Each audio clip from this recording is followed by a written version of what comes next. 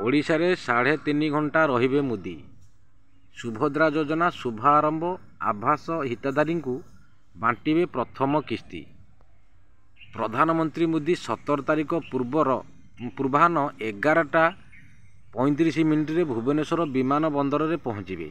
11:55 ଜନତା ମଇଦାନରେ ଆୟୋଜିତ କାର୍ଯ୍ୟକ୍ରମରେ ଯୋଗଦେବେ। ଅପରାହ୍ନ 3ଟା ପ୍ରଧାନମନ୍ତ୍ରୀ ମୋଦି ନୂଆଦିଲ୍ଲୀ ଫେରିଯିବେ।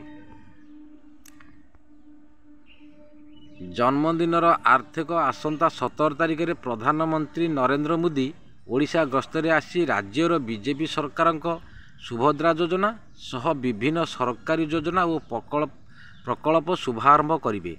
ଏହା ସହିତ ପ୍ରଧାନମନ୍ତ୍ରୀ ଆବାସ ଯୋଜନା ଗ୍ରାମର 10 ଲକ୍ଷ ହିତାଧିକାରୀଙ୍କୁ ଘର ମଞ୍ଜୁରୀ ପତ୍ର, 26 ଲକ୍ଷ ହିତାଧିକାରୀଙ୍କୁ ପ୍ରଥମ କିସ୍ତି ବଣ୍ଟନ ସହ ଆବାସ 2024ର ଆପ୍ ଲୋକାର୍ପଣ କରିବାର କାର୍ଯ୍ୟକ୍ରମ ରହିଛି।